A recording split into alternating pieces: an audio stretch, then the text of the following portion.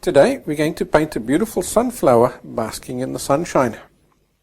I start off by drawing the silhouette of the sunflower and masking it off using clear cover.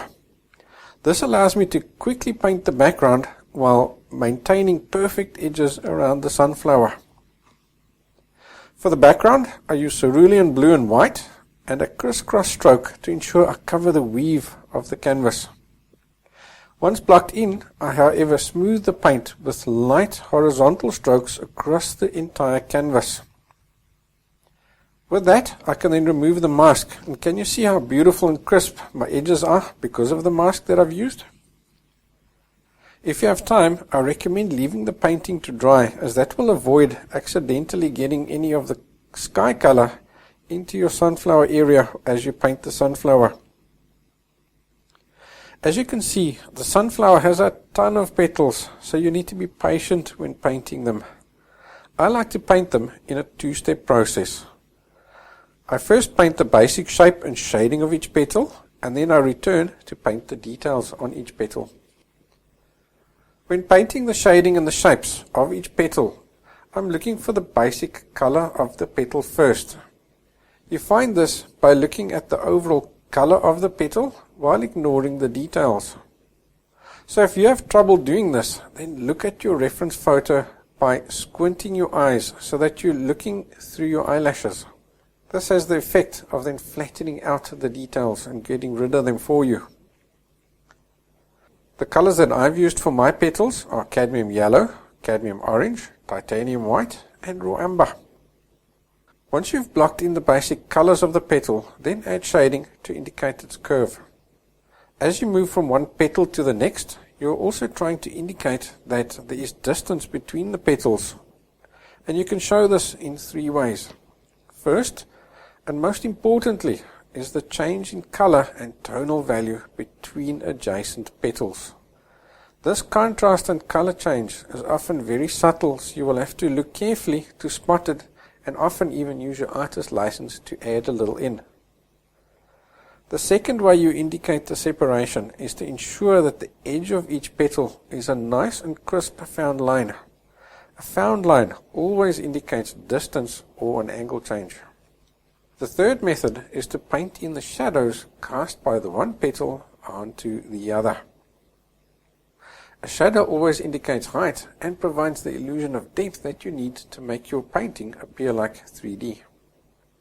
A fabulous place to show distance between the petals is by painting the really dark contrasts in the triangular shaped gaps between where the petals and the center of the flower meet.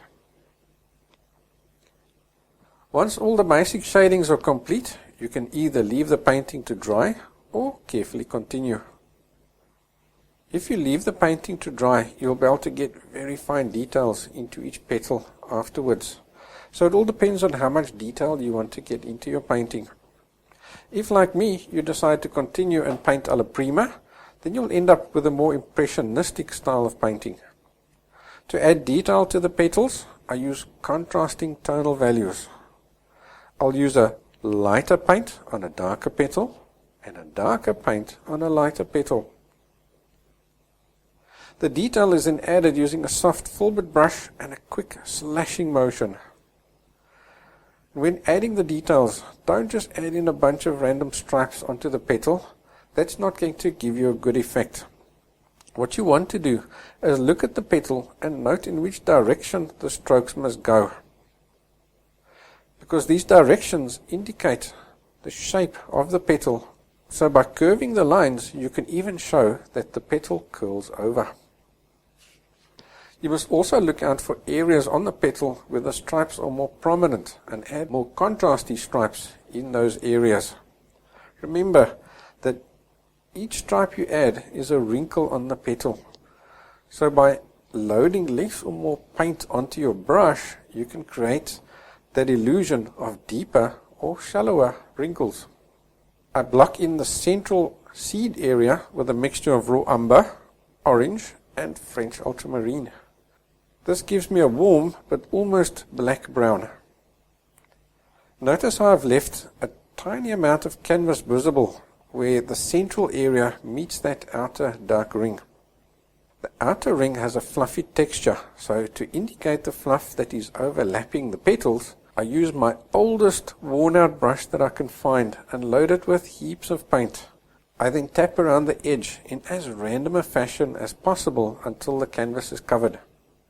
The more flared out the hairs on your brush are, and the lighter the touch you use to paint these marks, the better the effect is going to be. The inside area actually forms a pattern if you look at the reference photo, but unless you're using a very big canvas, I don't think it's worth trying to recreate this pattern, because the minute you stand back, that pattern will just disappear on you. So the time it would have taken you to create that pattern would have been wasted. Instead, we'll rather just create a concave look to suggest the seeds. To do this, I use a fine liner with white paint added to that initial brown mixture, and I paint in random dots. So in this scene, the sun is coming from the top right towards the bottom left. So to create a concave effect, I add less dots to the top right and more towards the bottom left. For the outer ring, I use the same worn out brush as before and paint in the same light random dabbing motion. The only difference is that I add yellow ochre to the mixture in order to get the correct color. I block the leaves and stem in using sap green with French ultramarine and alizarin crimson added to create a lovely dark green.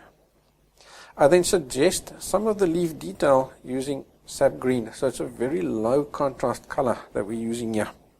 The stem also has a fluffy look, so I load very little paint onto the brush and add a few random and light dabs to create the transparent fluffy look on the edges of the stem. And with that, our sunflower is complete. So if you enjoyed this tutorial, please like the video and leave a comment below. Also, please subscribe so we can inform you when we release new tutorials. And if you'd like to follow the real-time paint-along version of this class, you can visit our website at onlineartlessons.com. Thank you for watching.